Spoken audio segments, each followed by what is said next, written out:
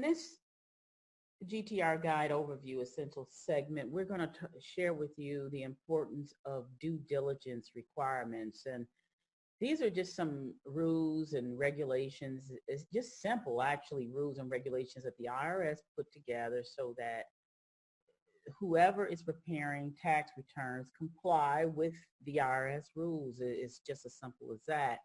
And to put this in simplest forms, this is just my opinion. These rules, these guidelines aren't that difficult at all. It's just a matter of making sure that you comply by making sure that the clients provide what they're supposed to apply, and you're not doing anything scrupulous. And there has been folks that have done that and did not get away with it. So you just want to make sure that you're doing the right thing. And it's a very simple process and requires not a whole lot of effort. It's just a part of what you do.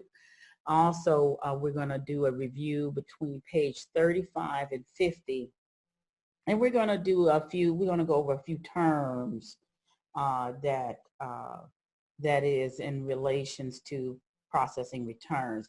Before we do that, I want to go over to the website and show you where some of the due diligence information is. And we suggest that you at least review a couple of due diligent videos every time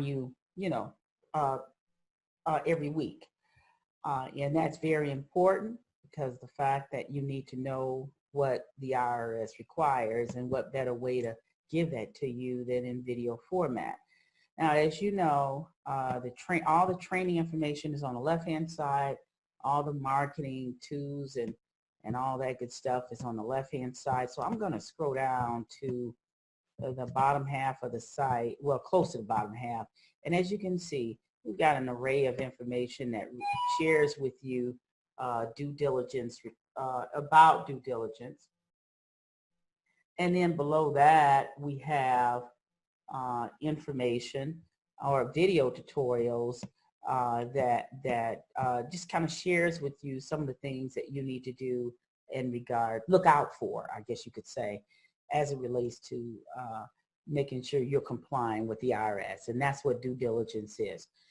And what we suggest is looking at 2 videos per webinar. So if you go back after you went through the, online webinar, between that webinar and the next webinar, you want to take a look at least 2 videos.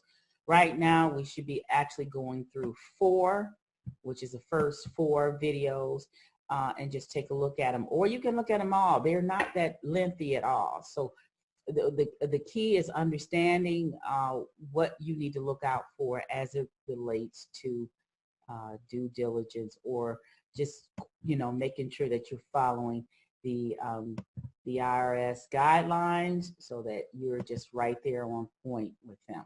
Okay, and there are some other points we want to share with you about due diligence, and it is very important that you just kind of follow the guidelines. And you can always come back to this video tutorial and just kind of look over if you missed something. Well, the IRS, this information that we're sharing with you now are the consequences of not meeting your due diligence requirements.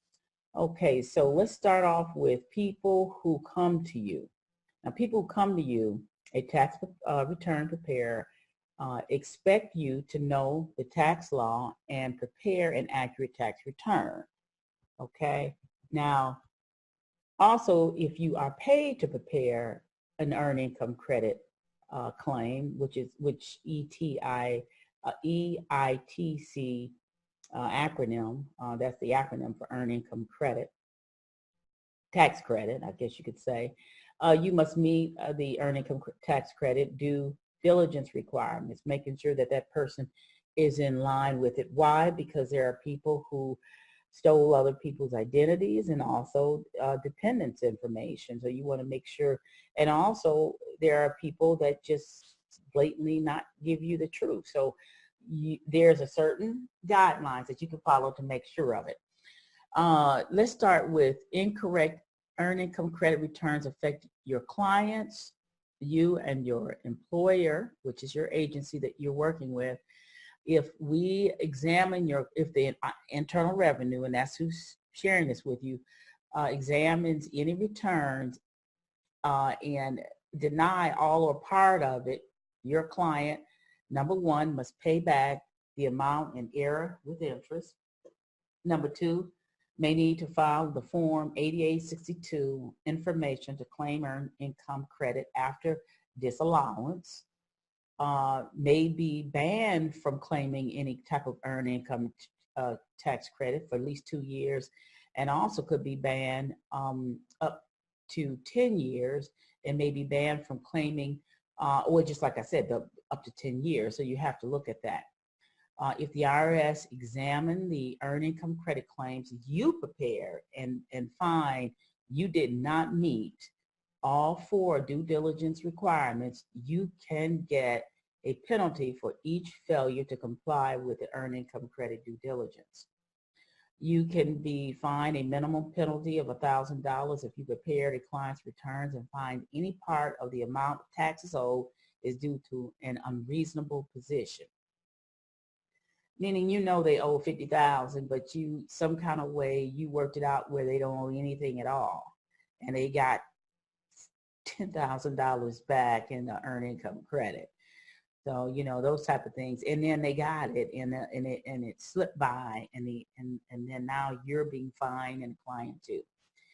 And also a minimum penalty of $5,000 if you prepared a client's return and the IRS finds any part of the amount of taxes owed is due to reckless or intentional disregard of rules and regulations.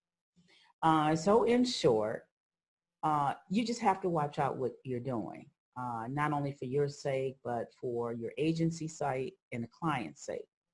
The worst case scenario is that you just had blatant disregard to where you could in fact be fined and possibly do some prison time because of it. So you got to be really careful when we talk about due diligence and making sure that you comply with the IRS. Are there any questions?